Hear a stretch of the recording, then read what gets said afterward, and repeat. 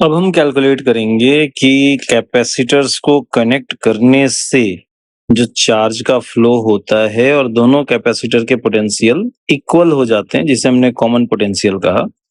तो इस sharing of charge में इन दोनों कैपेसिटर्स के बीच में जो शेयरिंग ऑफ चार्ज हुआ, इसमें एनर्जी लॉस कितना होगा?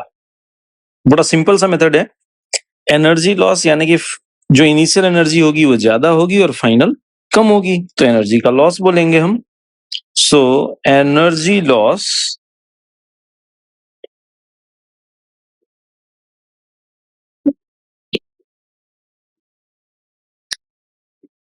delta U will be equal to U initial minus U final. Initial energy minus final energy.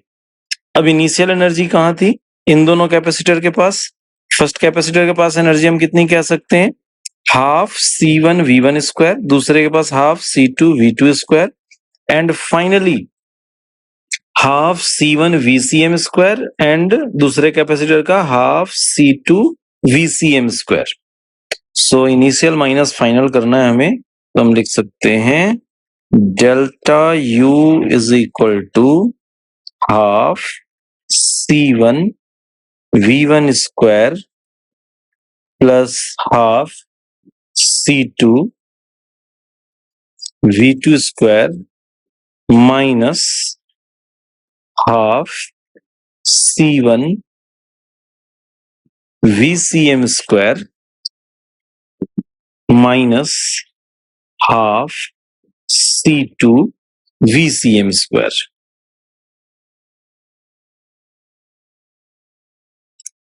Okay,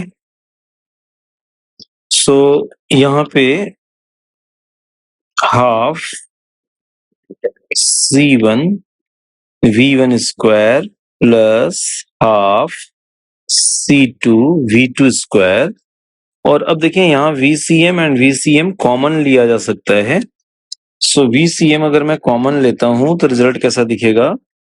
minus half VCM square C1 plus C2।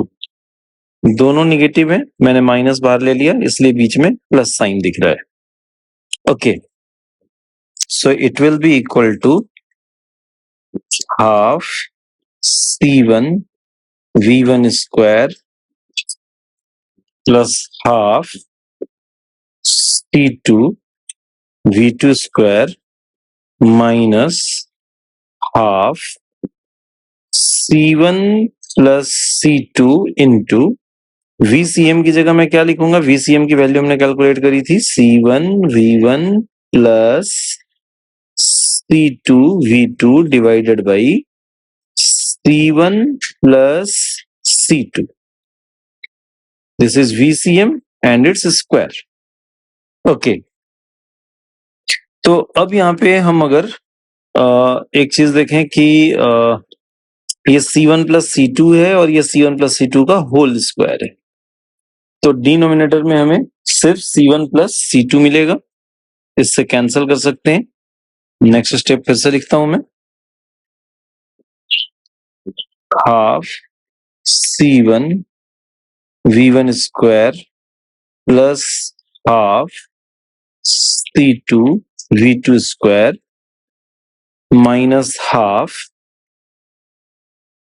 C1 V1 plus C2 V2 को मैं अगर bracket को open भी कर दूं, whole square कर दूं, तो मुझे कैसा दिखेगा?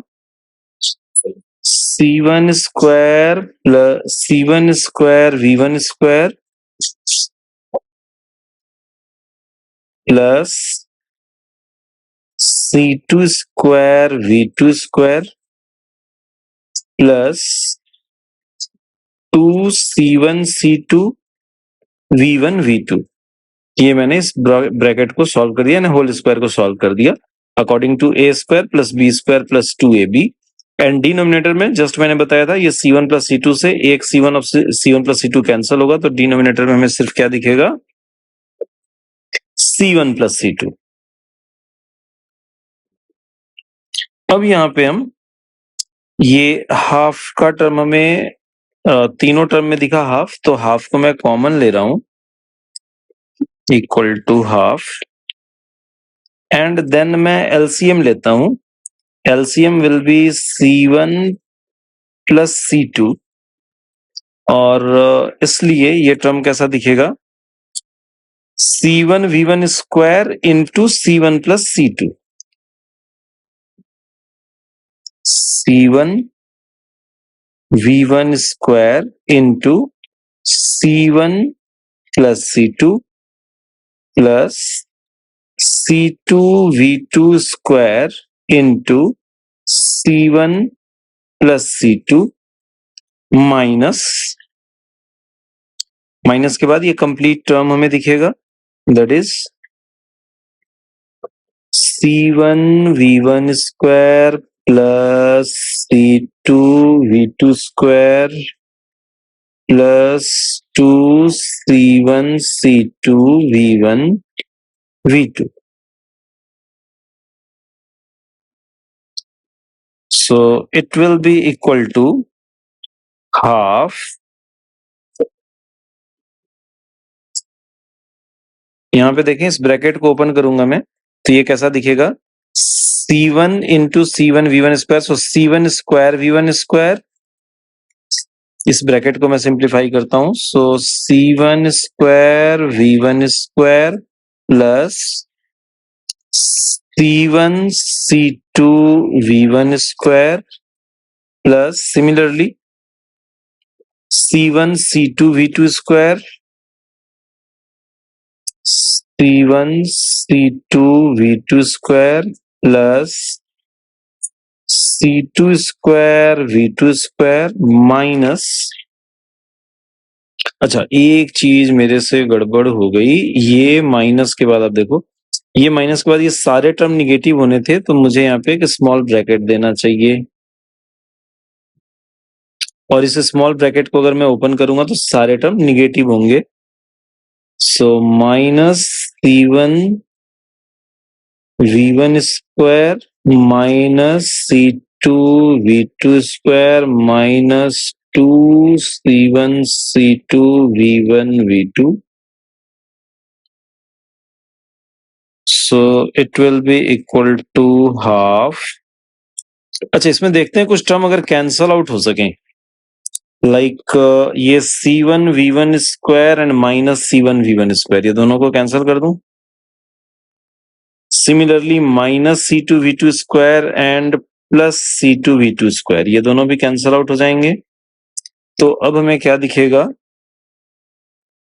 C1 C2 V1 square plus C1 C2 V2 square minus 2 C1 C2 V1 V2 and divided by of course C1 plus C2, यहां भी होगा, ये टर्म यहां कैरी होगा, and same term once again हमें दिखेगा divided by C1 plus C2.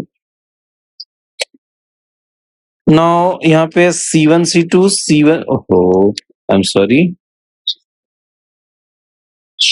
it should be C1 C2,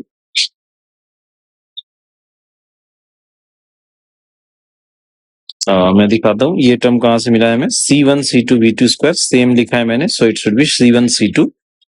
okay, तो मैं C1 C2 कॉमन ले रहा हूं, हाफ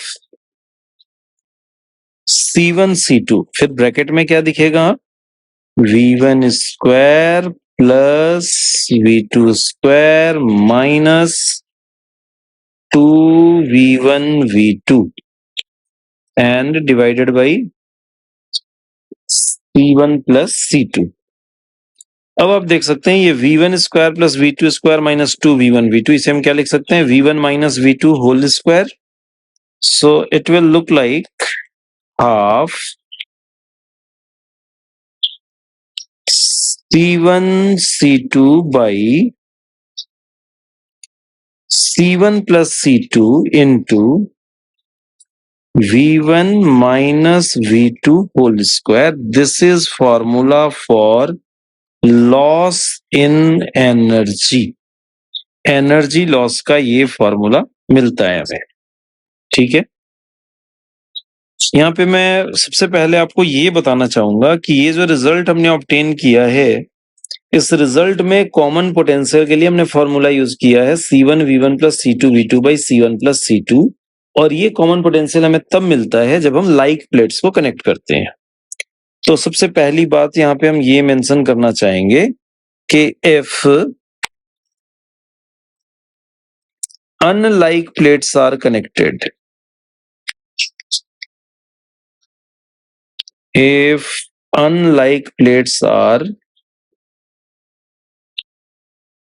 connected, उस केस में रिजल्ट में क्या वेरिएशन आएगा, ये डेल्टा यू के रिजल्ट में सबसे पहले तो हम सॉल्व करने के लिए कॉमन पोटेंशियल में C1V1 माइनस C2V2 यूज करेंगे, और फिर जब हम इसे सिंप्लीफाई करेंगे तो फाइनली हमें क्या दिखेगा, ये V1 माइनस V2 की जगह V1 प्लस V2 हो जाएगा।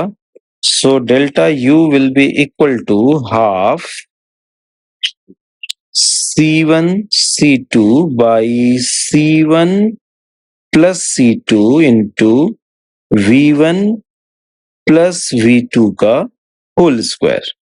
ये रिजल्ट मिलता है अगर कैपेसिटर के अनलाइक प्लेट्स को हम कनेक्ट करते हैं। दूसरी बात, अगर आपको 11th की इन इलास्टिक कोलिजन याद हो, तो इन इलास्टिक कोलिजन में जो एनर्जी लॉस का फॉर्मूला आता है वो भी कुछ सिमिलर सा ही आता है, half m1 m2 m1 m2 by m1 plus m2 into